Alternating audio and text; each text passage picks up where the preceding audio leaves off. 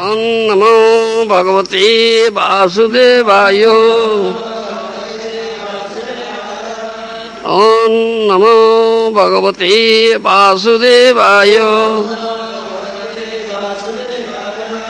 ओम नमो भगवते वासुदेवाय। Shrimad Bhagavatam 9th canto chapter। हरे कृष्ण। अंतरराष्ट्रीय कृष्ण चेतना संघर अन्यतम आचार्य कृष्ण कृपा श्रीमती श्री श्रीमद गौर गोविंद गोस्वामी महाराज श्रीमुख निःसृत हृदयस्पर्शी भागवत कथा श्रवण करंतु। 1994 मसीहा मार्च 23 तारिख दिन भुवनेश्वर स्थित श्री श्री कृष्ण बलराम मंदिर रे उक्त हरिकथा परिवेषण करा जायतिला।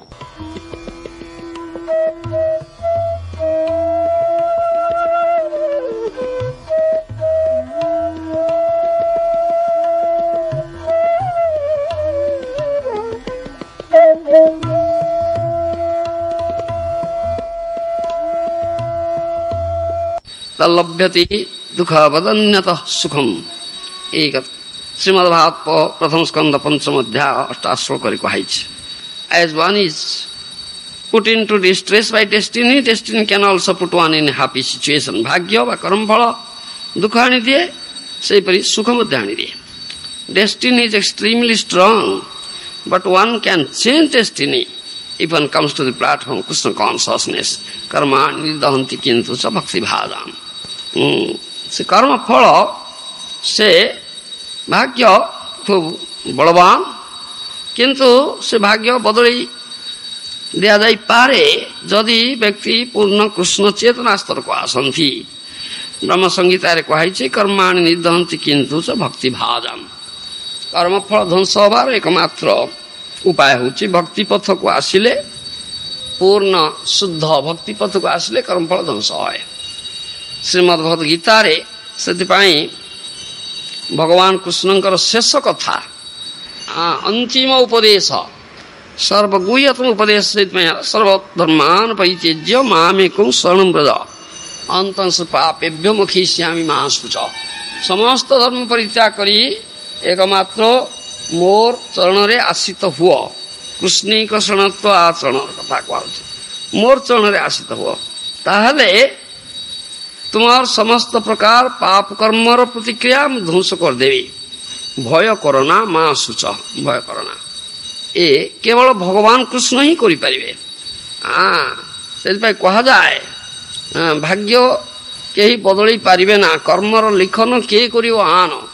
तुमर कर्म लिखन तुमर प्रारब्ध कर्मर फल कपाल लिखन जाकति कपाल लेखाई भाग्य तुमर ताकू आन करिवो के, तब के आन करि पारिबे ना, एकमात्र भगवान कृष्ण ही करि पारिबे। कर्माणि निदहन्ति किन्तु च भक्ति भाजम। भक्ति पथ को आसिले पूर्ण रूपे संपूर्ण रूपे कृष्णिक शरणत्व आचरण कले ही कृष्ण एकमात्र ताकू आन करि पारिबे, आउ नले केही करि पारिबे ना। ई तार तात्पर्य। सेही कथाटा एठी कहा जाउछ। कर्म फल जेपरि कर्म तुमे करिवो तद्रूप फल भोगिब। सेतिपाई से फल निश्चित भाव रहिछि, से फल भोग करिबा पई पड़िबो। कर्म कर्मानुजाई जन्म ही जाउछि। सेतिपाई यज्ञार्थात् कर्मण अन्यत्र लोक एवं कर्म बंधन। ए भगवद गीता रे मध्य भगवान कृष्ण का कथा। यज्ञार्थात् कर्मण अन्यत्र लोक एवं कर्म बंधन। तुमर कर्म यज्ञ पुरुष भगवान विष्णु कृष्णंकर उद्देश्य रे प्रीत्यर्थे यदि न हेछि ताले कर्म बंधन हबो। तामाने कर्म फलर प्रतिक्रिया तुमको भोग करबा पई पड़िबो। तदन जाई जन्म बंधन जन्म हबो, जात हबो, तदन जाई क्रिया करिवो, से फल मिलि जिवो। यार भूरी भूरी प्रमाण अछि।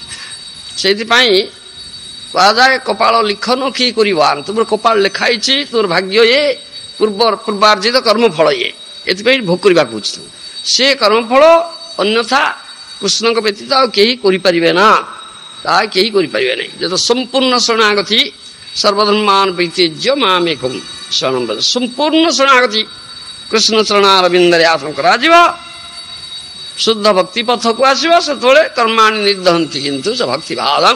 कर्मफल ध्वंस होई जिवो, नचेत हेई परिबो नै। से कथाटा एठी कहा जाउछि। सौदास एपरि कर्म कले ଯାହାଫଳରେ ତାଙ୍କ ଗୁରୁ ବଶିଷ୍ଠଙ୍କଠାରୁ ଅଭିଶାପ ପାଇଥିଲେ। ସେ ନର ରାକ୍ଷସ ପାଲଟିଯିବେ, ବ୍ୟାଘ୍ର ପରି ନର ରାକ୍ଷସ, ନର ମାଂସ ଭୋଜି ରାକ୍ଷସ ହେଇଯିବେ। ତାର ହେଲା ବ୍ରାହ୍ମଣୀ ଏତେ କରୁଣ କ୍ରନ୍ଦନ କରି ଏତେ କଥା କହିଲେ, କିନ୍ତୁ କିଛି ଫଳ ହେଲା ନା। ତାକୁ ସେ ଏଡ଼େଇ ପାରିବେ ନା। ସେ ବ୍ରାହ୍ମଣକୁ ଭକ୍ଷଣ କଲେ ଏକ ରାକ୍ଷସ, ଟାଇଗର ଲାଇକ୍ ରାକ୍ଷସ। ଏଇଟା କଥାଟା କୁହାଯାଉଛି। ମାନବର କର୍ମାନୁରୂପ ଜନ୍ମ হয়। ପଶୁ ପକ୍ଷୀ କୀଟ ପତଙ୍ଗ ବୃକ୍ଷଲତା 84 ଲକ୍ଷ ଜୀବ ଯୋନି ଅଛି। ଏ ଜନ୍ମ ମଧ୍ୟ କାହିଁକି ହେଇଛି? ସବୁ କର୍ମଜନିତ। ମାନବ ଜନ୍ମ ଯେତେବେଳେ ଲାଭ କରିଛ, ଯୋଉ ପ୍ରକାର କର୍ମ କରୁଛ, କର୍ମ ଯଦି ଯଜ୍ଞାର୍ଥେ ନ ହେଇଛି, ଯଜ୍ଞ ପୁରୁଷ ଭଗବାନ ବିଷ୍ଣୁ କୃଷ୍ଣଙ୍କର ପ୍ରୀତ୍ୟର୍ଥେ ନ ହେଇଛି, ତାହେଲେ ନିଶ୍ଚୟ କର୍ମଫଳ କର୍ମର ଫଳର ପ୍ରତିକ୍ରିୟା ଭୋଗ କରିବ। ତଦନୁଯାୟୀ ଜନ୍ମ ନିଶ୍ଚିତ ହବ, ସେଟା ନିଶ୍ଚିତ କଥା। ଏହାକୁ କୁହାଯାଏ କପାଳ ଲିଖନ ବା ଭାଗ୍ୟ, ଡେଷ୍ଟିନି। ବ୍ରହ୍ମସଂହିତାରେ କୁହାଯାଏ ଜସ୍ତୁ ଇନ୍ଦ୍ର ଗୋପଂ ଅଥବା ଇନ୍ଦ୍ରଂ ଅହୋ ସ୍ୱକର୍ମ ମନ୍ନା ରୂପ ଫଳଭାଜନ ମାତନୋତି କର୍ମାଣି ନିର୍ଦ୍ଦହନ୍ତି କିନ୍ତୁ ଚ ଭକ୍ତି ଭାଜାଂ ଗୋବିନ୍ଦଂ ଆଦି ପୁରୁଷଂ ତମଂ ଭଜାମି। ଏ ବ୍ରହ୍ମସଂହିତାରେ କୁହାଯାଏ ଇନ୍ଦ୍ରଗୋପ ହେଇଛି, ଗୋଟେ ଜୀବ ଇନ୍ଦ୍ରଗୋପ ହେଇଛି। ଇନ୍ଦ୍ରଗୋପ ସାଧବକୁ କୁହାଯାଏ ଅତି କ୍ଷୁଦ୍ର ରକ୍ତବର୍ଣ୍ଣ କୀଟ ବିଶେଷ ବର୍ଷା ଋତୁରେ ବାଲିଆ ଜାଗାରେ ଦେଖାଯାଏ, ତାକୁ ଇନ୍ଦ୍ରଗୋପ କହନ୍ତି। ଆଉ ଜଣେ ଇନ୍ଦ୍ର ହେଇଛି, ଦେବରାଜ ଇନ୍ଦ୍ର ହେଇଛି, ସ୍ୱର୍ଗରାଜ ଇନ୍ଦ୍ର ହେଇଛି। ତାର କର୍ମ ସେ ପ୍ରକାର କର୍ମ କରିଥିଲା, ଯାହା ଫଳ ଅନୁଯାୟୀ ଦେବରାଜ ଇନ୍ଦ୍ର ହେଲା। ଆଉ ଗୋଟେ ଜୀବ ଇନ୍ଦ୍ରଗୋପ ହେଲା। ସ୍ୱକର୍ମ ମନ୍ଦାନ ରୂପ ଫଳ ଭାଜନ ମାତନୋତି। ସମସ୍ତେ ନିଜ ନିଜର କର୍ମଫଳ ଭୋଗ କରୁଛନ୍ତି। ତଦନୁଯାୟୀ ଜନ୍ମ ହେଇଛି, ସଞ୍ଚାଇ କର୍ମଫଳ ଭୋଗ କରୁଛନ୍ତି। ସବୁ କର୍ମାଣି ନିର୍ଦ୍ଦହନ୍ତି କିନ୍ତୁ ଚ ଭକ୍ତି ଭାଜାମ। ଭକ୍ତି ପଥକୁ ଆସିଲେ, ପୂର୍ଣ୍ଣ ଶରଣାଗତି ଆଚରଣ କଲେ, ଶୁଦ୍ଧ ଭକ୍ତି ପଥକୁ ଆସିଲେ କର୍ମଫଳ ଧ୍ୱଂସ ହବ, ନଚେତ୍ କର୍ମଫଳ ଧ୍ୱଂସ ହେଇପାରିବ ନାହିଁ। ଏ କଥାଟା କୁହାଉଛି। ତେଣୁ ଏସବୁ ପଶୁ ପକ୍ଷୀ କୀଟ ପତଙ୍ଗ ବୃକ୍ଷଲତା ଜନ୍ମ କର୍ମଜନିତ। ମହାଭାରତରେ ଚନ୍ଦ୍ରବଂଶ ରାଜା ନହୁଷଙ୍କର ଚରିତ ଅଛି। ସୋମବଂଶର ଆୟୁଙ୍କର ପୁତ୍ର ହଉଛି ନହୁଷ। ଏ ବଡ଼ ପୁଣ୍ୟବନ୍ତ ରାଜା ଥିଲେ, ବହୁ ପୁଣ୍ୟ କର୍ମ କରିଥିଲେ, ବଡ଼ ଶକ୍ତିଶାଳୀ ରାଜା ଥିଲେ, ପରାକ୍ରମଶାଳୀ ରାଜା ଥିଲେ। ତାଙ୍କର ସେଇ ପୁଣ୍ୟ କର୍ମ ଫଳ ଯୋଗୁଁ ସେ ସ୍ୱର୍ଗର ଇନ୍ଦ୍ର ହେଲେ। ସ୍ୱର୍ଗ ରାଜ୍ୟ ଅଧିକାର କରି ଇନ୍ଦ୍ର ହେଲେ। କିନ୍ତୁ ଇନ୍ଦ୍ର ହେବା ପରେ ଏ ପ୍ରକାର କର୍ମ କଲେ, ତାଙ୍କର ବଡ଼ ଦୁଷ୍ଟତା, ବଡ଼ ଗର୍ବ ବଢ଼ିଲା। ସେ ବ୍ରାହ୍ମଣମାନଙ୍କୁ ଶିବିକା ବହନ କରାଇଲେ। ମହର୍ଷି ଅଗସ୍ତ୍ୟଙ୍କୁ ଦିନେ ଶିବିକା ବହନ କାର୍ଯ୍ୟ ନିଯୁକ୍ତ କରିଥିଲେ। ନହୁଷଙ୍କର ପାଦ ମହର୍ଷି ଅଗସ୍ତ୍ୟଙ୍କୁ ଅଙ୍ଗରେ ସ୍ପର୍ଶ କରିବାରୁ এই ପ୍ରକାର କର୍ମ କଲେ ଔଦ୍ଧତ୍ୟ ଯୋଗୁଁ, ଯାହାଫଳରେ ଅଗସ୍ତ୍ୟ ମୁନି ଅଭିଶାପ ଦେଇଦେଲେ ସର୍ପ ହୁଅ। ସେ ସେଠୁ ଏତେ ଉଚ୍ଚ ପଦବୀ ଅଧିକାର କରିଥିଲେ, ଇନ୍ଦ୍ର ହେଇଥିଲେ, ସେ ସର୍ପ ଯୋନି ଲାଭ କଲେ, ସର୍ପ ହେଇଗଲେ। এই କର୍ମ ଫଳ, ଏ ଦୁଷ୍କର୍ମର ଫଳରେ ସର୍ପ ଯୋନି ଲାଭ କଲେ।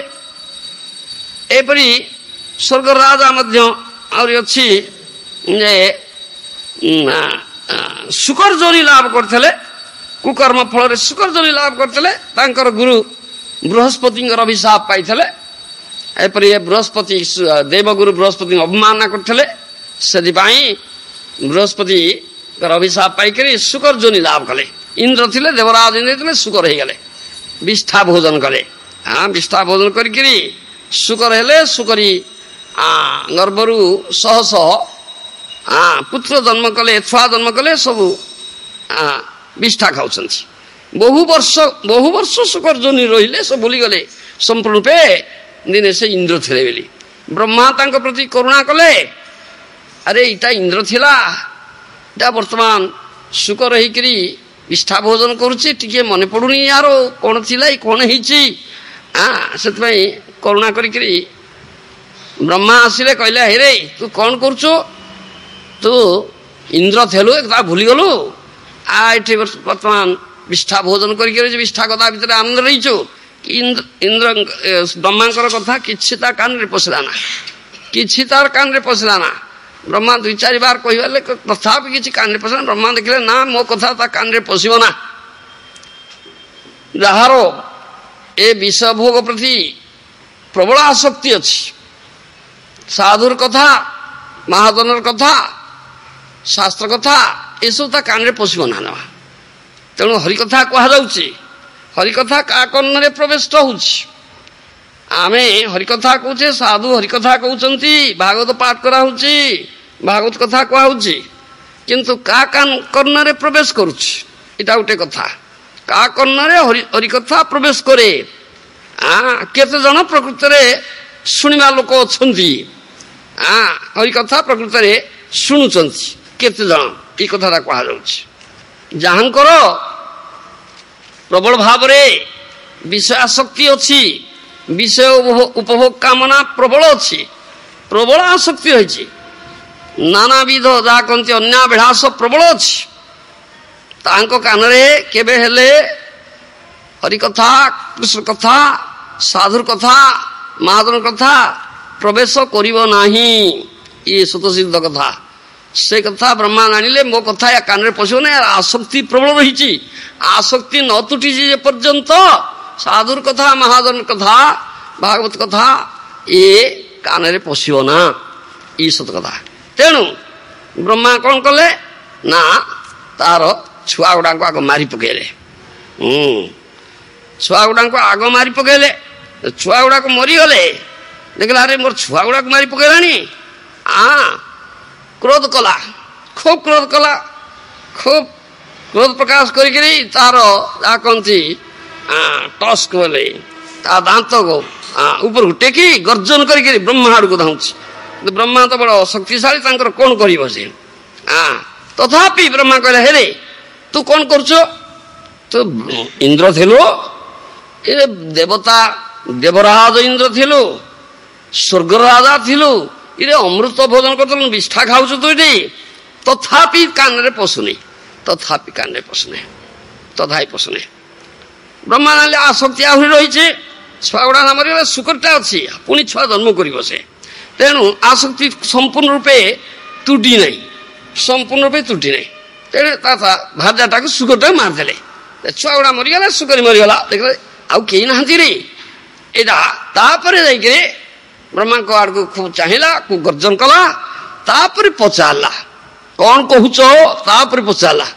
ବ୍ରହ୍ମା ସେଠୁ କହିଲେ ଏଇଟା ଆସୁ ତୁଟିବାରୁ କାନେଇଲା କଥାଟା, କ'ଣ କହୁଛ?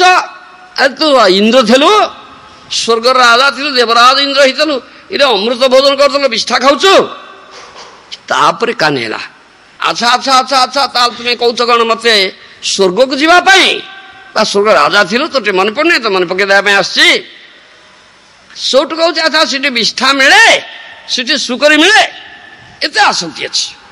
ବିଷ୍ଠା ମିଳିବ, ଆରେ ଆରେ ସେଠି ଅମୃତ ଅଛି, ବିଷ୍ଠା କ'ଣ ମିଳିବ, ଶୁକରି ମିଳିବ?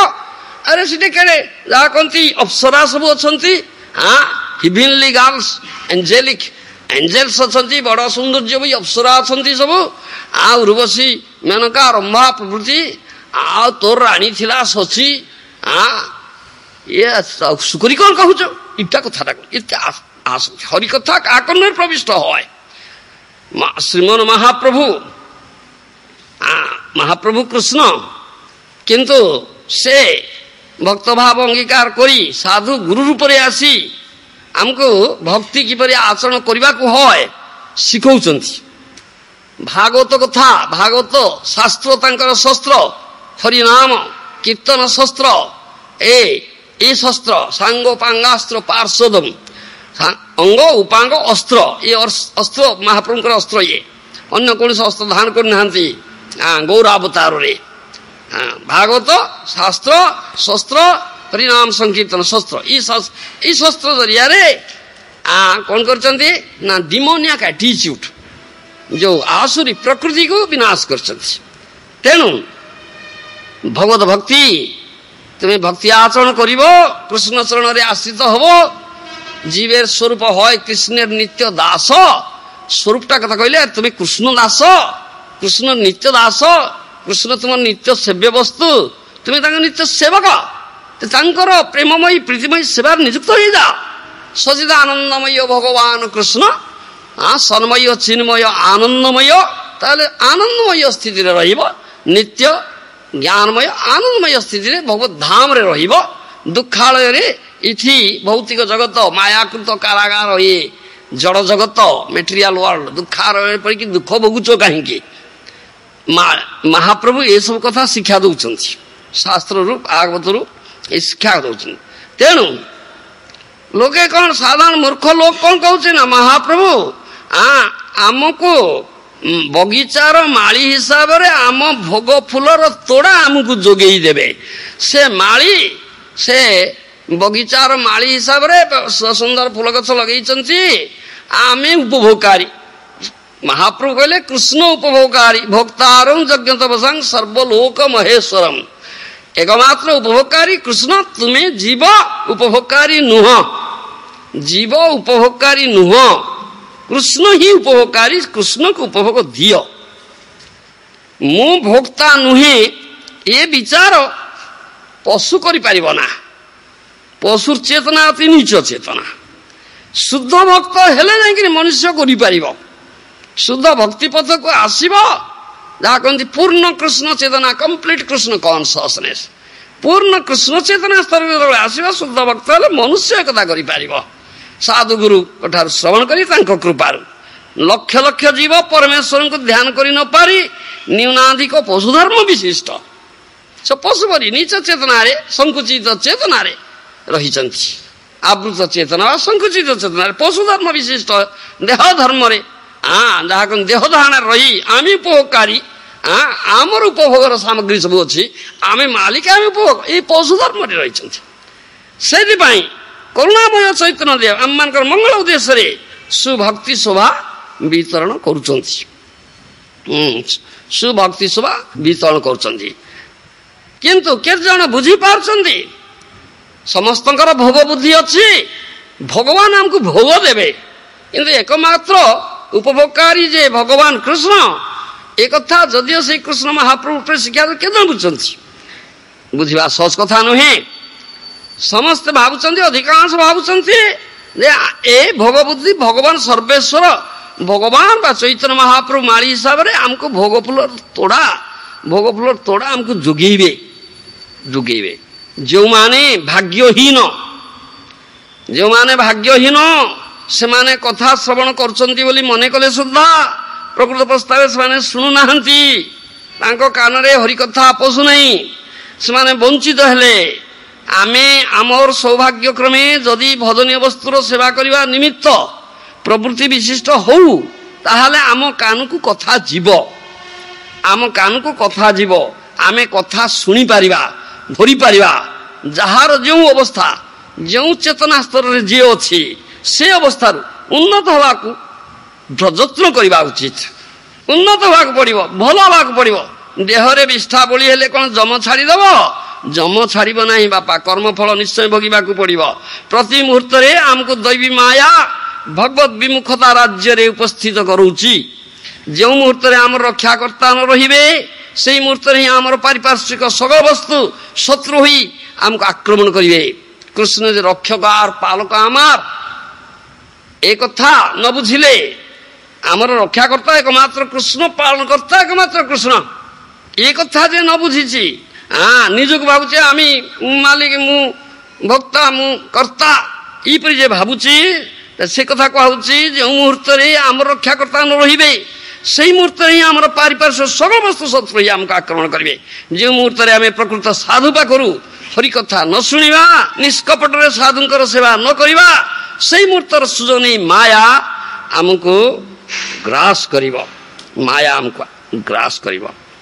पशुर वृत्ति पशुर जो वृत्ति ता संगे जो माने मनीष वृत्ति को समान मन करती पशुर वृत्ति पशु देह धारणा अच्छी आ से जाने देहर जा आवश्यकता आहार निद्रा भय मैथुन ये पशु वृत्ति पशु धर्म ये मनीष होकरी जदि से आहार निद्रा भय मैथुन आमर जीवन लक्ष्य यार पछे जाए पशु वृत्ति जहाँ दुई गोड़िया पशु टू लेग एनिमल दुई गोड़िया पशु से पशु वृत्ति करुच्ची से माने चेतनार वृत्ति को हरि देइचंती से माने हरि कथा निर्गुण हरि कथा एमाने सुनी पारंती नाही आंको कान रे पशिबो ना ଅତଏବ ଆମର କର୍ତ୍ତବ୍ୟ କେଉଁଠାରେ ହରିକଥା ହେଉଛି ପ୍ରକୃତ ପକ୍ଷେ ଚେତନାରୁ ଚେତନମୟୀ ହରିକଥା ପ୍ରକାଶିତ ହେଉଛି ସେହି ଦିଗ ପ୍ରତି ମନୋଯୋଗ ରଖିବା ଉଚିତ।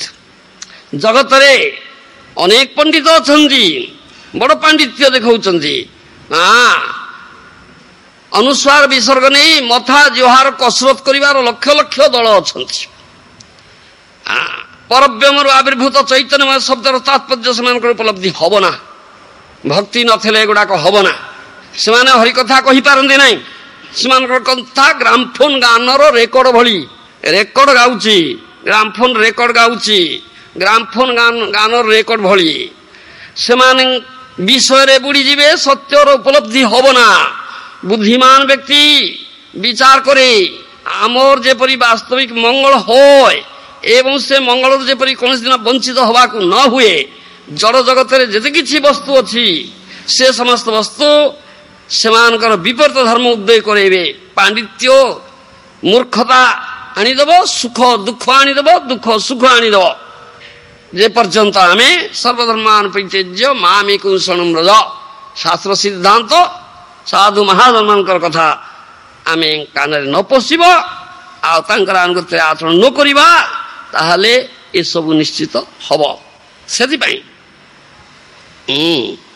ମହାପ୍ରଭୁ ଏ ଦୁର୍ବୁଦ୍ଧି ହସ୍ତରୁ ଆମକୁ ରକ୍ଷା କରିବା ନିମିତ୍ତ ସୁଗର କୋଟିଂ କୁଇନାଇନ୍ ଦେଲା ବାଗିଆ ଖୁଆଇଲା ଭଳିଆ ଗୌର ସୁନ୍ଦର ବ୍ୟବସ୍ଥା କରିଛନ୍ତି। ଇତର ବ୍ୟମର ଅସଶବ୍ଦ ମଣିଷଟାକୁ ଇତର ବିଷୟଟାକୁ ଟାଣି ନେଉଛି। ଏଇ ଶବ୍ଦଟା ହିଁ ଯେତେ ପ୍ରକାର ଗୋଳମାଳ କରୁଛି, ମଣିଷ ଏଇ ଶବ୍ଦରେ ଆକୃଷ୍ଟ ହୋଇ ମୃଗ ଭଳି ମାୟାବୀ ବ୍ୟାଧର ବାଣରେ ବିଦ୍ଧ ହେଉଛି। ସେଥିପାଇଁ ଗୌର ସୁନ୍ଦର ହରିକଥା ସଙ୍ଗରେ ତାଳ ମାନ ଲୟ ସଂଯୋଗ କରି ଜିଲୋଟିନ୍ ଦେଇ କୁଇନାଇନ୍ ଖୁଆଇବାର ବ୍ୟବସ୍ଥା କରିଛନ୍ତି। ତୈର୍ଯ୍ୟତ୍ରିକ ଗୀତ ବାଦ୍ୟ ନୃତ୍ୟ ଏ ଯଦି ଭଗବାନଙ୍କର ପ୍ରୀତି ଦେବ ବ୍ରାହ୍ମଣ ଦେବ ଦ୍ୱିଜ ବ୍ରାହ୍ମଣ ବୈଷ୍ଣବ ଭଗବାନଙ୍କର ପ୍ରୀତି ଉଦ୍ଦେଶ୍ୟରେ ନ হয় ତାହେଲେ ତା ପାପ କାର୍ଯ୍ୟ ହେଇଯାଏ। ତୈର୍ଯ୍ୟତ୍ରିକ ପାପର ଆକର ମହାପାପିଷ୍ଠ ମାନଙ୍କର କାର୍ଯ୍ୟ, ତାହା କାମଦେବଙ୍କର ସେବାରେ ନିଯୁକ୍ତ ଅପ୍ରାକୃତ ନିତ୍ୟ ନୂତନ ନବୀନ ବୃନ୍ଦାବନରେ ଯେ କୃଷ୍ଣ ତାଙ୍କର ସେବା ନିଯୁକ୍ତ ନହେଲେ କର୍ମ ବନ୍ଧନରେ ପଡ଼ିବ। ଏ ଭଗବାନ କୃଷ୍ଣଙ୍କର ପ୍ରୀତିବିଧାନ ଗୁରୁ ଗୌରାଙ୍ଗଙ୍କର ପ୍ରୀତିବିଧାନ ପାଇଁ କର, ତାହେଲେ କଣ ହବ ନା ସହଜରେ ଭକ୍ତିଜାତ ହବ। ଇଏ ସୁଗର କୋଟେଡ କୁଇନାଇନ୍ ଦଉଛନ୍ତି। ଆଉ ତୁମର ସମସ୍ତ ପ୍ରକାର ଇତର ଅଭିଳାଷ ଯେ ଅଛି, ଅନ୍ୟାଭିଳାଷ ଅଛି, ସେ ଅନ୍ୟାଭିଳାଷ ଗୁଡ଼ିକ ଯେତେବେଳେ କଟିଯିବ, ଅନ୍ୟାଭିଳାଷ ଶୂନ୍ୟଂ ଜ୍ଞାନ କର୍ମାଦି ଅନାବୃତ ଆନୁକୂଲ୍ୟେନ କୃଷ୍ଣାନଶୀଳନ। କୃଷ୍ଣ ଯେ ଏକମାତ୍ର ରକ୍ଷାକର୍ତ୍ତା ପାଳନକର୍ତ୍ତା, କୃଷ୍ଣ ଏକମାତ୍ର ସେବ୍ୟ ବସ୍ତୁ, ଆମେ ସେବକ, ତାଙ୍କ ସାଙ୍ଗରେ ଆମର ନିତ୍ୟ ପ୍ରୀତିପୂର୍ଣ୍ଣ ସମ୍ବନ୍ଧ ଅଛି। ଏଇ ସମ୍ବନ୍ଧ ଜ୍ଞାନ ଲାଭ କରିବ, ଉପଲବ୍ଧି ହବ। ଏହି ସମ୍ବନ୍ଧରେ ସମ୍ବନ୍ଧିତ ହେଇ ସେବା ନିଯୁକ୍ତ ହେଇଯିବ, ଅନ୍ୟାଭିଳାଷ ଦୂର ହେଇଯିବ। ଏକମାତ୍ର ଭବତାର ଭକ୍ତିର ହେତୁ କିଛି ଜନ୍ମ ଜନ୍ମାନ୍ତର ଧରି ଆପଣଙ୍କର ପାଦ ପଦ୍ମର ସେବା କରିବି, ତାହେଲେ ଅନ୍ୟ କୌଣସି ପ୍ରକାର ଇତର ଅଭିଳାଷ ରହିବ ନା। ସେତେବେଳେ ଯାଇକରି ଏ ଭାଗବତ କଥା କୃଷ୍ଣ କଥା ହରି କଥା କାନରେ ପଶିବ। ଯେ ପର୍ଯ୍ୟନ୍ତ ବିଷୟ ଆସକ୍ତି ଅଛି, ଇତର ଆସକ୍ତି ଅଛି, ଏଇଟା ପଶିବ ନା। ସେଥିପାଇଁ ବ୍ରହ୍ମା ଏ କଥା ଜାଣିଥିଲେ, ଆଉ ବ୍ରହ୍ମା ଏତେ କଥା କହିଲେ ସୁଦ୍ଧା ଇନ୍ଦ୍ରଙ୍କର ସୁଖ ରଜନୀ ଲାଭ ଇନ୍ଦ୍ରଙ୍କର କାନରେ ପଶୁନଥିଲା। ତେଣୁ ଏଇଗୁଡ଼ା ଆସକ୍ତି ତୁଟିଗଲା, ପିଲା ଗୁଡ଼ାକ ମାରି ପକେଇଲା, ଭାର୍ଯ୍ୟାକୁ ମାରି ପକେଇଲା, ତାପରେ ଯାଇ କାନେଇଲା। ଇଏ ହଉଛି କଥାଟା, କାର କାନକୁ କଥା ଯାଉଛି। ଇଏ ହଉଛି ଶ୍ରେୟର କଥା। ଶ୍ରେୟ ଶ୍ରବଣୟାପି ବହୁଭୀର୍ଯୋ ନ ଲଭ୍ୟ ଶୁଣନ୍ତୋପି ବହବୋ ଜନ୍ମ ବିଦ୍ୟୁଃ ଆଶ୍ଚର୍ଯ୍ୟ ବକ୍ତା କୁଶଳସ୍ୟ ଲବ୍ଧା ଆଶ୍ଚର୍ଯ୍ୟ ଜ୍ଞାତା କୁଶଳାନୁଶିଷ୍ଟ। ଏ ଆଚାର୍ଯ୍ୟ କହନ୍ତି ଶ୍ରେୟର କଥା ଶୁଣିବାର ଲୋକ ବହୁତ ମିଳନ୍ତି ନା। ପ୍ରେୟର କଥା ଶୁଣିବା ପାଇଁ ପ୍ରେୟର ଗ୍ରାହକ ବହୁତ। ପ୍ରେୟଶ୍ଚ ମନୁଷ୍ୟମେତସ୍ତୌ ସମ୍ପରୀତ୍ୟ ବିବିନକ୍ତି ଧୀର ଶ୍ରେୟୋ ହି ଧୀର ଅଭିପ୍ରେୟସ ବୃଣିତେ ପ୍ରେୟ ମନ୍ଦ ଯୋଗ କ୍ଷମାଦ ବୃଣିତେ। ଶ୍ରେୟ ପ୍ରେୟ ଦିଟା ଏ ମଣିଷକୁ ଆଶ୍ରୟ କରିଛି। ଧୀର ବ୍ୟକ୍ତିଗଣ ଦୁଇଟିର ତତ୍ଵ ସମ୍ୟକ ଭାବେ ଅବଗତ ହୋଇ ଗୋଟେ ମୁକ୍ତିର କାରଣ ଆଉ ଗୋଟେ ବନ୍ଧନର କାରଣ। ପ୍ରେୟ ପଥରେ ଧାଇଁଲେ ବନ୍ଧନର କାରଣ, କର୍ମ ବନ୍ଧନରେ ପଡ଼ିବ। ଶ୍ରେୟ ପଥ ଚାହିଁଲେ ମୁକ୍ତିର କାରଣ, କର୍ମାଣି ନିର୍ଦ୍ଧନ୍ତି କିନ୍ତୁ ଭକ୍ତି ଭାଦାମ, ଭକ୍ତି ପାଥକୁ ଆସିବ। ଯେଉଁମାନେ ଧୀର ପଞ୍ଚ ବ୍ୟକ୍ତି ମାନେ ବିଚାର କରନ୍ତି, ସେମାନେ ପ୍ରେୟ ପରିତ୍ୟାଗ କରି ଶ୍ରେୟକୁ ବରଣ କରନ୍ତି। ବିବେକହୀନ ମନ୍ଦ ବ୍ୟକ୍ତିଗଣ ଯୋଗ ଅର୍ଥାତ୍ ଅଲବ୍ଧ ବସ୍ତ୍ର ଲାଭ, କ୍ଷେମ ଅର୍ଥାତ୍ ଲବ୍ଧ ବସ୍ତ୍ର ସଂରକ୍ଷଣ ଉଭୟାତ୍ମକ ପ୍ରେୟକୁ ପ୍ରାର୍ଥନା କରନ୍ତି। ଶ୍ରବଣାୟାପି ବହୁ ବୀର୍ଯ୍ୟଂ ଲଭ୍ୟ ଶୃଣନ୍ତୋପି ବହବୋ ଜନ ବିଦ୍ୟୁ ଆଶ୍ଚର୍ଯ୍ୟ ବକ୍ତା କୁଶଳସ୍ୟ ଲବ୍ଧା ଆଶ୍ଚର୍ଯ୍ୟ ଜ୍ଞାତା କୁଶଳାନୁଶିଷ୍ଟ। ଶ୍ରେୟର କଥା ଶୁଣିବା ଲୋକ କେତେଜଣ ଅଛନ୍ତି, କେତେଜଣ ଆଗ୍ରହୀ? ବହୁତ ଲୋକ ମିଳନ୍ତି ନା, 2-4 ଜଣ ମିଳିଲେ ସୁଦ୍ଧା ତାହା ଶୁଣିକରି ଅନେକ ତା ଉପଲବ୍ଧି କରିପାରନ୍ତି ନା। ପୁନଶ୍ଚ ଶ୍ରେୟ ବିଷୟର ତତ୍ତ୍ୱବିତ୍ ନିପୁଣ ବକ୍ତା ମଧ୍ୟ ଅତି ଦୁର୍ଲଭ।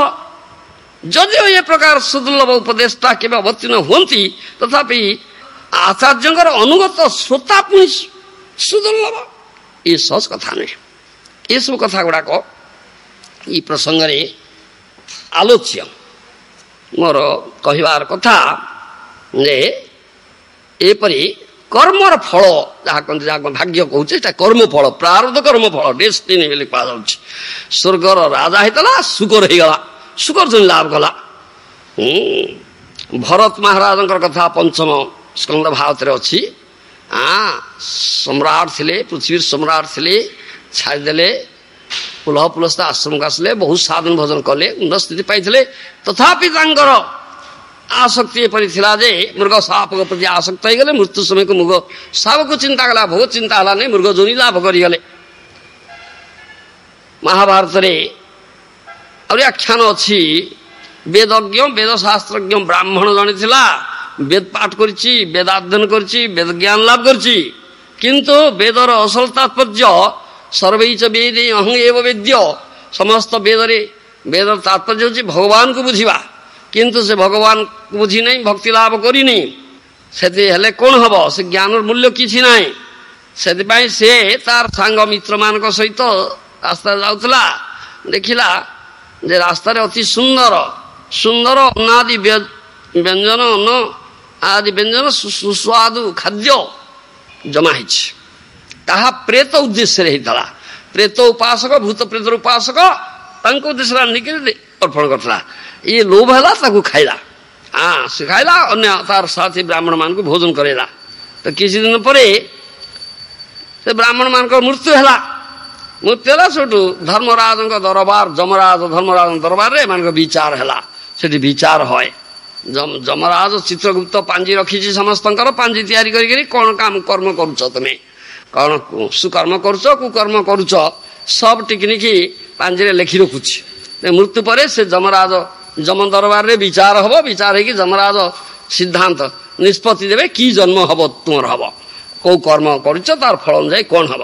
ତେଣୁ ଯମପୁରକୁ ଗଲେ, ଯମପୁରରେ ବିଚାର ହେଲା। ବିଚାର ହେଲା ପରୁ ଆଉ ଧର୍ମରାଜଙ୍କ ଦରବାର ବିଚାର ହେଲା। ଧର୍ମରାଜ ଯମ କହିଲେ ଏମାନେ ଭୂତ ଯୋନି ପ୍ରାପ୍ତ ହେବେ, କାହିଁକି ନା ଏପରି କର୍ମ କରିଛନ୍ତି, ଭୂତ ଯୋନି ପ୍ରାପ୍ତ ହେବେ। ସେ ବେଦବିଦ ବ୍ରାହ୍ମଣଟି ସବୁ କାରଣ ଜିଜ୍ଞାସା କଲା, କାହିଁକି ଆମେ ଭୂତ ଯୋନି ପାଇବୁ? ସେ ତମେ କର୍ମ କରିଛ, ଧର୍ମ ବ୍ୟତିକ୍ରମ କରିଛ, ତମେ ବ୍ରାହ୍ମଣ ଥିଲେ, ବ୍ରାହ୍ମଣ କର୍ମ କରିନା, ଭୂତ ପ୍ରେତ ଉଦ୍ଦେଶ୍ୟରେ ଅର୍ପିତ ଖାଦ୍ୟ ଖାଇଛ, ସେ କର୍ମର ଫଳ ଏଇଟା ହେଲା, ତ ଭୂତ ଯୋନି ପାଇବ। ତେଣୁ ଅନନ୍ୟପାୟ ଯାହା କହନ୍ତି, ଏଠି ଯାହା କୁହାଉଛି, destiny is so strong, destiny is extremely strong, it can not be changed ବୋଲି କୁହାଗଲା। Destiny is extremely strong, but one can change destiny if one comes to the platform of Krishna consciousness. कर्माणि निर्दहन्ति किन्तु च भक्ति भादाम। ତେଣୁ ଏ କର୍ମ ଫଳ ତମର ତ ଧ୍ୱଂସ ହେଇନାହିଁ ବା ଧ୍ୱଂସ ହେଇପାରିବ ନା, ତୁମକୁ ନିଶ୍ଚୟ ଭୋଗ କରିବା ପାଇଁ ପଡ଼ିବ। ଯମରାଜ ଧର୍ମରାଜ ଏବଂ ଦ୍ୱାଦଶ ମହାଜନ ମାନଙ୍କ ମଧ୍ୟରୁ ଜଣେ। ତେଣୁ ସେମାନେ ଦେଖିଲେ ଅନନ୍ୟ ପାୟ, ଆଉ କିଛି ଉପାୟ ତ ନାହିଁ, ଏତ କରି ହବ, ଭୋଗ କରିବାକୁ ପଡ଼ିବ। ସେତେବେଳେ ବ୍ରାହ୍ମଣ ତାଙ୍କ ସଙ୍ଗୀଗଣ ସେଠୁ ଯମରାଜଙ୍କର ଗୋଡ଼ତଳେ ପଡ଼ିଲେ, କାରଣ ମୁକ୍ତିର ଉପାୟ ଜିଜ୍ଞାସା କଲେ, କେମିତି ଏଥିରୁ ମୁକ୍ତ ହବ ତାର ଉପାୟଟା ଆମକୁ ଟିକେ କୁହ। ଧର୍ମରାଜ କହିଲେ ହଁ ମୁକ୍ତିର ଉପାୟ ଅଛି। ତୁମେ ଭୂତ ପ୍ରେତ ଯୋନି ପାଇବ, ମରୁ ପ୍ରଦେଶରେ ରହିବ, ମରୁ ପ୍ରଦେଶରେ ନିବାସ କରିବ। ଯଦି କୌଣସି ସମୟରେ ଜଣେ ପରମ ବିଷ୍ଣୁ ଭକ୍ତ ବୈଷ୍ଣବ ଏ ମରୁ ଅଞ୍ଚଳକୁ ଭ୍ରମଣ କରିକିରି ଆସନ୍ତି, ପିପାସିତ ହେବେ, ସେ ନିଶ୍ଚୟ କ୍ଷୁଧିତ ହେବେ, ପିପାସିତ ହେବେ। ତୁମେ ଯଦି ସେମାନଙ୍କର ତାଙ୍କର ସେ ବୈଷ୍ଣବଙ୍କର ଶୁଶ୍ରୂଷା କରିପାରିବ, ତାଙ୍କର ଆଶୀର୍ବାଦ କୃପା ଲାଭ କରିପାରିବ, ତାହେଲେ ଯାଇ ଭୂତ ଯୋନିରୁ ପ୍ରେତ ଯୋନିରୁ ମୁକ୍ତି ମିଳିବ, ନଚେତ୍ ମିଳିବ ନା। ତେଣୁ ବହୁ ବର୍ଷ କାଳ ସେମାନେ ଭୂତ ପ୍ରେତ ଯୋନିରେ ମରୁ ଅଞ୍ଚଳରେ ରହିଲେ। ଦିନେ ଏକ ବେଦବିଦ୍ ବ୍ରାହ୍ମଣ ସଙ୍ଗୀଗଣ ବହୁ ବର୍ଷ ରହିଲେ। ଥରେ ଦୈବାତ୍ ଏକ ବୈଷ୍ଣବ ଅକସ୍ମାତ୍ ସେ ମରୁ ଅଞ୍ଚଳରେ ଭ୍ରମଣ କରି ପହଞ୍ଚିଲେ। ସେ ଖୁବ୍ ପିପାସିତ ହେଇଛନ୍ତି, କ୍ଷୁଧାର୍ଥ ହେଇଛନ୍ତି। ଆଉ ଧୂତାଧିପତି ବ୍ରାହ୍ମଣଟି ତା ଲକ୍ଷ୍ୟ କଲା, ମନେ ରଖିଛି, ଯମରାଜ କଥା କହିଛନ୍ତି, ଚିହ୍ନିଲେ ହଁ ବୈଷ୍ଣବ ଆସିଛନ୍ତି। ତେଣୁ ତାଙ୍କ ଭିତରୁ କେହି ବୃକ୍ଷ ନାହିଁ, ମରୁପ୍ରଦେଶ, ଜଳ ନାହିଁ, ବୃକ୍ଷ ନାହିଁ, ଖୁବ୍ ମୁଣ୍ଡ ଫଟା ଖରା ହେଉଛି, ତାଳୁ ଫାଡ଼ି ଯାଉଛି, ତଳେ ବାଲି ପାଚି ଯାଇଛି, ଗୋଡ଼ରେ ଫଟକା ହେଇଯାଉଛି। ଏ ବୈଷ୍ଣବଙ୍କର ଏ ଅବସ୍ଥା ହେଇଯାଇଛି। ତେବେ ସେ ଭୂତ ପ୍ରେତ ଭିତରୁ କେହି ଜଣେ ବୃକ୍ଷ ରୂପ ଧରି ପକେଇଲା। ଆରେ ଏଠି ଗୋଟେ ବୃକ୍ଷ ଅଛି ତ, ତା ସୁଶୀତଳ ଛାୟା ତଳେ ବସି ପଡ଼ିଲେ। ଆଉ କେହି ଜଣେ ନରବେଶ ଧରିଲା। ଭୂତାଧିପତି ବ୍ରାହ୍ମଣ ସେ ଯେ ତାଙ୍କର ନେତା ଥିଲା, ସେ ବ୍ରାହ୍ମଣ ବେଶ ଧରିଲା। ସେ ବ୍ରାହ୍ମଣ ବୈଷ୍ଣବଙ୍କୁ ଆଦର ସତ୍କାର କରିବା ନିମିତ୍ତ ଆଗେଇ ଆସିଲେ। କହିଲେ ଆମେ କି ସେବା କରିପାରିବା ଆପଣଙ୍କର? ବୈଷ୍ଣବ କହିଲେ ମୁଁ ତୃଷାର୍ଥ ଆଉ କ୍ଷୁଧାର୍ଥ। ତତ୍କ୍ଷଣାତ୍ ଭୂତାଧିପତି ଥଣ୍ଡା ପାନୀୟ ଜଳ ଆଣିଲା, ଫଳମୂଳ ଆଣି ନେଲା, ବୈଷ୍ଣବଙ୍କୁ ଅର୍ପଣ କଲେ। ବୈଷ୍ଣବ ଫଳମୂଳ ତିଆରି କରି ଭଗବାନ ବିଷ୍ଣୁଙ୍କ ନାମ ସ୍ମରଣ ପୂର୍ବକ ଭୋଗ ଲଗେଇଲେ ଏବଂ ସ୍ୱୟଂ ଭୋଜନ କଲେ। ଅବଶେଷ ପ୍ରସାଦ ସେମାନଙ୍କୁ ଦେଲେ। ଭୂତ ପ୍ରେତ ଏମାନଙ୍କ ଅଶରୀରୀ ଶରୀର ନଥାଏ, ସେମାନେ ଆଘ୍ରାଣ କରନ୍ତି। ତେଣୁ ସେମାନେ ଆଘ୍ରାଣ କରିବା ମାତ୍ରେ ଦିବ୍ୟତନୁ, ଦେବତନୁ, ସୁନ୍ଦର ଦେବତନୁ ଲାଭ କଲେ। ତାପରେ ବ୍ରାହ୍ମଣ ବୈଷ୍ଣବଙ୍କ ଚରଣରେ ପ୍ରଣାମ କଲେ। ବୈଷ୍ଣବ ତାଙ୍କର ପରିଚୟ ଜିଜ୍ଞାସା କଲେ। ସେମାନେ ସବୁ ବୃତ୍ତାନ୍ତ କହିଲେ, ଏଇ ପ୍ରକାର ହେଇଥିଲା। ସେ ବୈଷ୍ଣବର କୃପା ଆଶୀର୍ବାଦ ଲାଭ କଲେ ତୁମକୁ ମୁକ୍ତି ମିଳିବ ବୋଲି ଧର୍ମରାଜ କହିଥିଲେ। ତେଣୁ ସେ ବୈଷ୍ଣବଙ୍କ କୃପା ପାଇଲେ, ତାଙ୍କର ମୁକ୍ତି ମିଳିଲା। କର୍ମ ଦ୍ୱାରା ଜୀବର ନର୍କ ସ୍ୱର୍ଗ ନରକ ଭୋଗ হয়। ସାଧୁ କୃପା ଓ କୃଷ୍ଣ କୃପା ହେଲେ, ସାଧୁ କୃପା ହେଲେ କୃଷ୍ଣ କୃପା ମିଳିବ। ସିଧାସଳଖ କୃଷ୍ଣ କୃପା କାହାରିକୁ ମିଳେ ନା। ସାଧୁ କୃପା କୃଷ୍ଣ କୃପା ହେଲେ କର୍ମରୁ ମୁକ୍ତି। କର୍ମାଣି ନିର୍ଦହନ୍ତି କିନ୍ତୁ ତ ଭକ୍ତି ବାଜାଂ। ଭକ୍ତିସ୍ତୁ ଭଗବତ ଭକ୍ତ ସଙ୍ଗେନ ପରିଜାୟତେ। ଭକ୍ତ ସଙ୍ଗ କଲେ, ସାଧୁ ସଙ୍ଗ କଲେ ଭକ୍ତିପଥକୁ ଆସିବ। ସେଥିପାଇଁ ସାଧୁ କୃପା କୃଷ୍ଣ କୃପା ହେଲେ କର୍ମରୁ ମୁକ୍ତି ମିଳେ। ଅନ୍ୟ କୌଣସି ଉପାୟରେ ମୁକ୍ତି ମିଳେ ନା, ବା କର୍ମଫଳ ସହଜରେ ଧ୍ୱଂସ ହବ ନା। କର୍ମାଣି ନିର୍ଦହନ୍ତି କିନ୍ତୁ ତ ଭକ୍ତି ଭାଜಂ। এই কথা এটি কুহযাଉଛି। এটি ଅଛି এই কথাটা এটি ସୂଚନା ଦିଆଯାଇଛି। କାରଣ ଭକ୍ତି ହେଉଛି ପ୍ରବଳ, ସ୍ୱତନ୍ତ୍ର ପ୍ରବଳ ସାଧନ। କର୍ମ ସାଧନ, ଜ୍ଞାନ ସାଧନ ବା ଯୋଗ ସାଧନ, ବିନମନ ସାଧନ ମଧ୍ୟରେ ଭକ୍ତି ସାଧନ ହେଉଛି ପ୍ରବଳ। ବୁଦ୍ଧିମାନ ଅର୍ଥେ ଯଦି বিচারজ্ঞ হয়, বুদ্ধি অর্থে যদি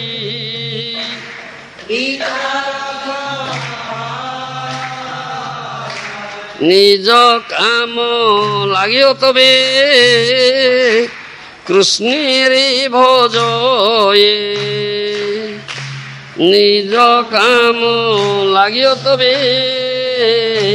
কৃষ্ণের ভজয়ে। ভক্তি বিনা কোন সাধন দিতে না রে ফল। ভক্তি বিনা কোন সাধন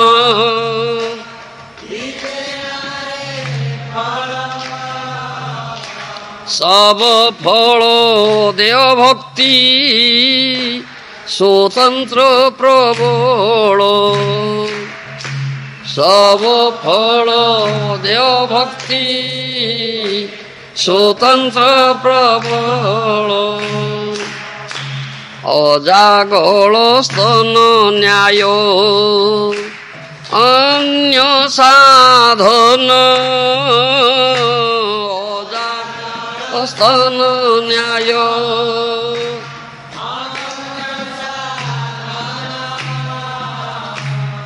অতএব হরি ভজে বুদ্ধিমান জন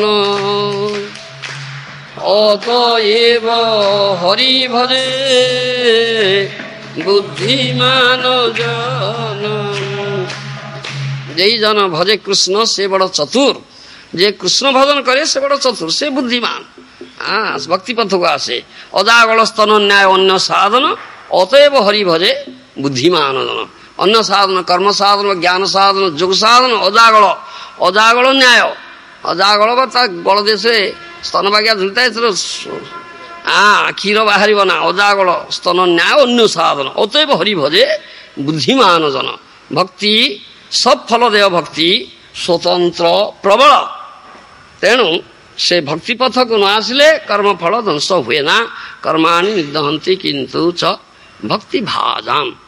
ଭଗବାନ ନିରପେକ୍ଷ ଭାବରେ ଭଗବାନ ନିରପେକ୍ଷ ଭାବରେ କଣ କରୁଛନ୍ତି ନା କର୍ମଫଳ ପ୍ରଦାନ କରୁଛନ୍ତି। ବଦ୍ଧ ଜୀବମାନଙ୍କର କର୍ମଫଳ ପ୍ରଦାନରେ ପକ୍ଷପାତ ଶୂନ୍ୟ ହେଇ ଭଗବାନ ପୂର୍ବାନୁଷ୍ଠିତ କର୍ମ ଦ୍ୱାରା ଉତ୍ତରକାଳୀୟ କର୍ମ ପ୍ରବୃତ୍ତି ପ୍ରଦାନ କରନ୍ତି। କିନ୍ତୁ ଭକ୍ତମାନଙ୍କ ପ୍ରତି ବିଶେଷ କୃପା ପୂର୍ବକ କର୍ମର ମୂଳ ଯେ କର୍ମ ବାସନା ଓ ବିଦ୍ୟା, ତା ସହିତ ସେମାନଙ୍କର ଧର୍ମ ଅଧର୍ମାତ୍ମକ କର୍ମକୁ ଦଗ୍ଧ କରିଦିଅନ୍ତି। ଭକ୍ତ ତାଙ୍କର ପ୍ରିୟ। କର୍ମ ଅନାଦି ହେଲେ ସୁଦ୍ଧା ବିନଷ୍ଟ ହେଇପାରିବ। ଯେଉଁମାନେ କର୍ମଫଳର ଆଶା ରଖି କର୍ମ କରନ୍ତି ସେମାନଙ୍କର କର୍ମ ଅକ୍ଷୟ ହୁଏ, କେବେ ହେଲେ ବିନଷ୍ଟ ହୁଏ ନା। ସେଥିପାଇଁ ଅନ୍ୟାଭିଳାଷା ଶୂନ୍ୟଂ ଜ୍ଞାନ କର୍ମ ଆଦି ଅନାବୃତ ଆନୁକୂଲ୍ୟେନ କୃଷ୍ଣାନୁଶୀଳନ ଭକ୍ତିରୁତ୍ତମା। ଶିଳ ରୂପ ଗୋସ୍ୱାମୀ କଲେ କୌଣସି ଫଳର କାମନା ରଖିବ ଅନ୍ୟ ଅଭିଳାଷ। ମୁକ୍ତି କାମନା ନାହିଁ, ମୁକ୍ତି କାମନା ନାହିଁ। ପ୍ରୀତିପୂର୍ଣ୍ଣ ସେବା ଯାହା କହନ୍ତି ଆନୁକୂଲ୍ୟେନ, ଯୋଉଥିରେ କୃଷ୍ଣଙ୍କର ପ୍ରୀତି ହବ, ଭଗବାନ ବିଷ୍ଣୁ ବା କୃଷ୍ଣଙ୍କର ପ୍ରୀତି ହବ, ସେଇ କର୍ମରେ ନିଯୁକ୍ତ ହବ, ତାହା ହଉଛି ଭକ୍ତି। ସେହା ହଉଛି ଭକ୍ତି, ତାଟା ହଉଛି ଭକ୍ତି। ଯେଉଁମାନେ କର୍ମଫଳର ଆଶା ରଖି କର୍ମ କରନ୍ତି କର୍ମ ଅକ୍ଷୟ ହୁଏ, ବିନଷ୍ଟ ହୁଏ ନା। ସନ୍ନ୍ୟାସ ଧର୍ମ ମଧ୍ୟ ଆଶ୍ରମୋଚିତ କର୍ମ ବିଶେଷ, ସେଥିରେ ମୋକ୍ଷ ସ୍ପୃହା ରୂପକ ଫଳ ବାସନା ଥିବା ହେତୁ କୃଷ୍ଣଙ୍କର ପ୍ରୀତିବର୍ଦ୍ଧନ କରେ ନା। ସେମାନେ ମଧ୍ୟ କର୍ମାନୁରୂପ ଫଳ ପାଆନ୍ତି। ନିତାନ୍ତ ନିଷ୍କାମ ହେଲେ ସୁଦ୍ଧା ଆତ୍ମାରାମତା ରୂପକ କ୍ଷୁଦ୍ର ଫଳ ପାଇଥାନ୍ତି। କିନ୍ତୁ ଯେଉଁମାନେ ଶୁଦ୍ଧ ଭକ୍ତ, ଅନ୍ୟାଭିଳାଷ ଅନ୍ୟ କୌଣସି ଅଭିଳାଷ ନାହିଁ, ଭକ୍ତି କାମନା ମୁକ୍ତି କାମନା ନାହିଁ, ଆନୁକୂଲ୍ୟେନ କୃଷ୍ଣାନୁଶୀଳନ କୃଷ୍ଣ ପ୍ରୀତିପରା ସେବା ନିଯୁକ୍ତ ଅଛନ୍ତି। ଜ୍ଞାନ କର୍ମ ଆଦି ସ୍ୱତନ୍ତ୍ର ଚେଷ୍ଟା ପରିତ୍ୟାଗ ପୂର୍ବକ ଆନୁକୂଲ୍ୟ ଭାବେ ନିରନ୍ତର କୃଷ୍ଣଙ୍କର ଅନୁଶୀଳନ କରୁଛନ୍ତି। କୃଷ୍ଣ ସେମାନଙ୍କର କର୍ମ ବାସନା ଅବିଦ୍ୟା ସମ୍ପୂର୍ଣ୍ଣ ରୂପେ ଧ୍ୱଂସ କରିଦିଅନ୍ତି। ନିରପେକ୍ଷ ହିଁ ସୁଦ୍ଧା କୃଷ୍ଣଙ୍କର ଭକ୍ତ ପକ୍ଷପାତିତା ହିଁ ଆଶ୍ଚର୍ଯ୍ୟର ବିଷୟ। ଏ ହଉଛି ଭକ୍ତ ତାଙ୍କର ଅତି ପ୍ରିୟ। କୃଷ୍ଣଙ୍କ ଛଡ଼ା ଆଉ କେହି କର୍ମଫଳ ଧ୍ୱଂସ କରିପାରିବେ ନା। କର୍ମା ନିର୍ଦ୍ଦହନ୍ତି କିନ୍ତୁ ଭକ୍ତି ଭାଜାମ୍। ପ୍ରଭୁପାଦଜୀ ମହାରାଜ ଭାଗବତ ପ୍ରଥମ ସ୍କନ୍ଧ ପଞ୍ଚମ ଅଧ୍ୟାୟ 8 ଶ୍ଲୋକ ଅଳ୍ପ କିଛି ଉଦ୍ଧାର କରି ତଲ୍ଲଭ୍ୟତେ ଦୁଃଖାବଦ ଅନ୍ୟତ ସୁଖମ୍। ଏ ଭାଗବତ ପ୍ରଥମ ସ୍କନ୍ଧ ଏ ଶ୍ଲୋକ ଅଛି। ତସୈବ ହେତୋ ପ୍ରୟତେତ କୋବିଦ ନ ଲଭ୍ୟତେ ତଦ୍ଭ୍ରମତ ଉପର୍ଯ୍ୟଧ ତଲ୍ଲଭ୍ୟତେ ଦୁଃଖବଦନ୍ୟତ ସୁଖମ୍ କାଳେନ ସର୍ବତ୍ର ଗଭୀରରଙ୍ଗସା। ଏ ଅଛି ବିନା ଯତ୍ନେ ଦୁଃଖେ ରୋଗୋ ନା ଯେନ হয়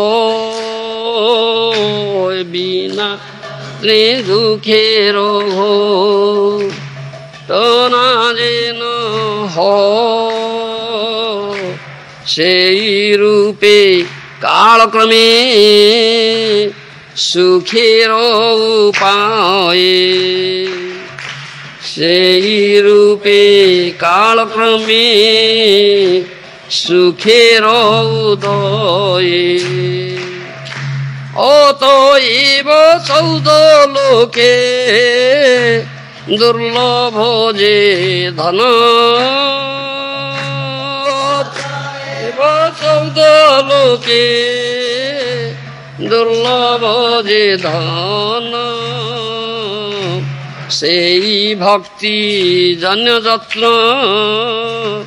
করে বুধগণ, সেই ভক্তি জন্য যত্ন করে ବୁଧଗଣ।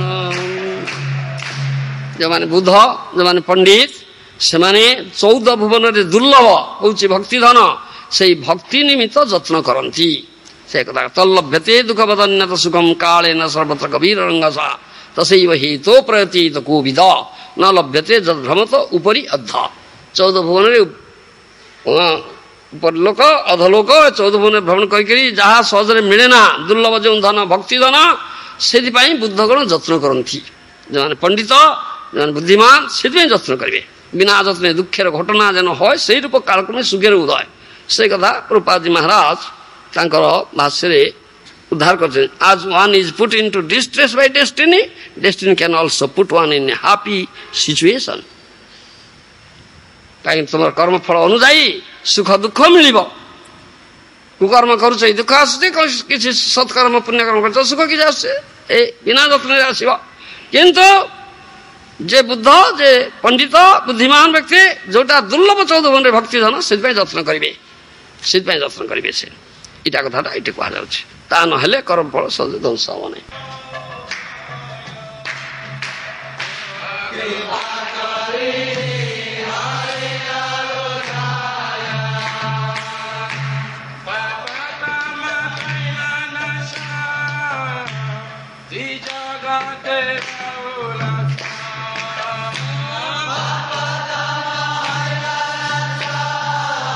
ଇଚ୍ଛା ଅଛି ସେମାନଙ୍କ ହୃଦୟରେ ସିଦ୍ଧାନ୍ତ ଢୁକିବ ନା। ଯେଉଁମାନେ ସଂସାର କର୍ତ୍ତବ୍ୟ ରୂପ କର୍ମରେ ଆବଦ୍ଧ ହୋଇଛନ୍ତି, ଜଡ଼ ମାୟା ସେମାନଙ୍କୁ ଗ୍ରାସ କରିଛି। ଯେଉଁମାନେ ଶ୍ରୀକୃଷ୍ଣ ଚରଣ କମଳରେ ପ୍ରପନ୍ନ, ସେମାନଙ୍କୁ ମାୟା ଗ୍ରାସ କରିପାରିବ ନା। ଶ୍ରୀକୃଷ୍ଣଙ୍କର ଅଭୟ ଚରଣ ଅରବିନ୍ଦରେ ଯେଉଁମାନେ ଆତ୍ମସମର୍ପଣ କରିଛନ୍ତି, ସେମାନଙ୍କର ଯାହା ଅଛି ସେ ସବୁ ସାହାଯ୍ୟରେ ସେବା କରିବେ। ଅନ୍ୟ କୌଣସି ଆକ୍ୱିଜିସନ୍ ଦରକାର ନାହିଁ। କର୍ତ୍ତୃତ୍ୱାଭିମାନ ନେଇ ନୂତନ କରି ଯୋଗ୍ୟତା ଅର୍ଜନର ପ୍ରୟୋଜନ ନାହିଁ। ଯେଉଁମାନେ କୃଷ୍ଣଙ୍କ ଚରଣ କମଳରେ ଶରଣ ଗ୍ରହଣ କରିଛନ୍ତି, ସେମାନେ ସବୁ ସମୟ ଗଭୀର ମନୋନିବେଶ ସହକାରେ ସେବାରେ ଆତ୍ମନିୟୋଗ କଲେ ହିଁ ସେମାନଙ୍କର ସୁଖ হয়। କୃଷ୍ଣଙ୍କର ସୁଖ ବିଧାନର ଚେଷ୍ଟା କରିବାର ନାମ ହିଁ ଭକ୍ତି। ନିରବଚ୍ଛିନ୍ନ କୃଷ୍ଣ ସୁଖାନୁସନ୍ଧାନ ନାମ ହିଁ ପ୍ରୀତି ବା ପ୍ରେମ। ଶ୍ରୀକୃଷ୍ଣଙ୍କ ଚରଣରେ ଆତ୍ମନିବେଦନ କରି ତାଙ୍କ ସଙ୍ଗେ ସମ୍ବନ୍ଧ ଯୋଡ଼ି ସେବା କଲେ ମୃତ୍ୟୁ ମଧ୍ୟ ସେବାକୁ ସେବା ପଥରେ ବାଧା ଦେଇପାରିବ ନା। ସମ୍ବନ୍ଧ ବୋଧ ଅର୍ଥାତ୍ ଶ୍ରୀ ହରିଗୁରୁ ବୈଷ୍ଣବଗଣଙ୍କ ସଙ୍ଗରେ ପ୍ରୀତିର ବନ୍ଧନରେ ଜଡ଼ିତ ହେଲେ ଭକ୍ତି ସ୍ୱାର୍ଥରୁ କୌଣସି ଦିନ ବିଚ୍ୟୁତ ହବ ନା। ଯମ ମଧ୍ୟ ତାଙ୍କର କିଛି କରିପାରିବ ନା। ଶ୍ରୀକୃଷ୍ଣ ସେଇ କୃଷ୍ଣ ଅବତୀର୍ଣ୍ଣ ଗୌର ରୂପରେ ପ୍ରେମ ପୁରୁଷୋତ୍ତମ ସଂକୀର୍ତ୍ତନୈକ ଜନକ, ପ୍ରେମ ନାମ ସଂକୀର୍ତ୍ତନର ଜନକ ଗୌର ରୂପରେ ଅବତୀର୍ଣ୍ଣ ହେଉଛନ୍ତି। କୀର୍ତ୍ତନ ଓ ସଂକୀର୍ତ୍ତନ ମଧ୍ୟରେ ଗୌର ସୁନ୍ଦରଙ୍କୁ ବେଶୀ ସୁଖୀ କରାଯାଏ। ଯେଉଁ ସ୍ଥାନରେ ତାହାଙ୍କର ସୁଖ ନିମିତ୍ତ କୀର୍ତ୍ତନ, ନୃତ୍ୟ କୀର୍ତ୍ତନ, ସଂକୀର୍ତ୍ତନ ଆଦି ହୁଏ, ସେଠାରେ ଗୌରହରି ଆବିର୍ଭୂତ ହୁଅନ୍ତି। ନୃତ୍ୟ କୀର୍ତ୍ତନରେ ଭକ୍ତି ରସ, ପ୍ରେମ ରସ ଉଦ୍ବେଳିତ ହୋଇଥାଏ। ଶ୍ରୀ ଗୌର ସୁନ୍ଦରଙ୍କର ପ୍ରବର୍ତ୍ତିତ କୀର୍ତ୍ତନ କଲେ ସଂସାରର କର୍ତ୍ତବ୍ୟବୋଧ ଶିଥିଳ ହୋଇଯାଏ। ଗୌର ସୁନ୍ଦରଙ୍କର ଅବତାର ମାନେ କୀର୍ତ୍ତନର ଅବତାର, ସଂକୀର୍ତ୍ତନର ଅବତାର, ପ୍ରେମର ଅବତାର। ଧ୍ରୁବ ପ୍ରଭୃତି ତପସ୍ୟା କରି ଯେଉଁ ପ୍ରେମ ପାଇନାହାନ୍ତି, ଏକ ମୁହୂର୍ତ୍ତରେ ସଂକୀର୍ତ୍ତନ ମଧ୍ୟରେ ସେହି ପ୍ରେମ ଶ୍ରୀମାନ ମହାପ୍ରଭୁ ଛାଡ଼ି ଦିଅନ୍ତି। ନାମ ସଂକୀର୍ତ୍ତନ ଦ୍ୱାରା ଅନାୟାସରେ ପ୍ରେମ ଭକ୍ତିର ଉଦ୍ବୋଧନ হয়। ଶ୍ରୀ ଶ୍ରୀ ଗୌର ସୁନ୍ଦର ଛାଡ଼ି ଯାଆନ୍ତି ନାହିଁ। ଦ୍ୱାରେ ଦ୍ୱାରେ ସେ ନାମ ସଂକୀର୍ତ୍ତନ କରି ଘୁରି ବୁଲନ୍ତି। ସେ ଯେତେବେଳେ ନଦିଆରେ ପଥେ ପଥେ କୀର୍ତ୍ତନ କରି ଘୁରି ବୁଲିଲେ, କେହି ଆଉ ଗୃହ ମଧ୍ୟରେ ଆବଦ୍ଧ ହୋଇ ରହିପାରିଲେ ନା। ଶ୍ୟାମର ମଧୁର ବଂଶୀ ବାଜୁଛି ରେ, ଶ୍ୟାମର ମଧୁର ବଂଶୀ ବାଜୁଛି, ସଂକୀର୍ତ୍ତନର ସୁମଧୁର ଧ୍ୱନି କାନରେ ପଶୁଛି। ଏ ଧ୍ୱନି ଶୁଣିଲା ମାତ୍ରେ ସ୍ତ୍ରୀ ପୁତ୍ର ଆଦିର ଆକର୍ଷଣକୁ ତୁଚ୍ଛ କରି ସମସ୍ତେ କୀର୍ତ୍ତନ ପଥରେ ଛୁଟିଲେ। ସେ ଗୌର ସୁନ୍ଦର କୀର୍ତ୍ତନ ଭିତର ଦେଇ ପ୍ରେମକୁ ଅକାତରରେ ବାଣ୍ଟି ଦେଲେ। ପ୍ରାଣ ଛୁଟି ଆସେ କୀର୍ତ୍ତନର ଧ୍ୱନି ଶୁଣି। କୀର୍ତ୍ତନ ଆରମ୍ଭ ହେଇଛି, ଶ୍ୟାମର ବାଂଶରୀ କାନରେ ପ୍ରବେଶ କରୁଛି, ସୁଦୁର୍ଲଭ ପ୍ରେମ ଲାଭର ସୁଯୋଗ ଆସିଛି। ସେତେବେଳେ କଣ ଘର ସ୍ତ୍ରୀ ପୁତ୍ର ନେଇ କେହି ରହିପାରେ? से सब अचेतन पाषाण से सब घर भितर होई रही जाए आबद्ध होइकी रही जाए श्यामर बांसरी रब जार कान एक बार ढुकीची गौरांगर कीर्तन धरी जहाँ कान रे पहुंची तार शुभ दिन उदय होइची सुदिन आसीची कीर्तन ध्वनि कान को गले घर द्वार स्त्री पुत्र नहीं केही आउ रही पारंती ना। कृष्ण प्रेमर ठाकुर प्रेम छड़ा तांकर भजन वा सेवा हुए ना। लभिंग सर्विस बोली प्रेम छड़ा तांकर भजन वा सेवा हुए ना। अनुष्ठानिक क्रिया मात्र है mechanical activity your so called activity service mechanical without प्रेम प्रीति रे ही उन्माद हुए अन्य कौन से उन्माद हुए ना। हाँ, isn't it?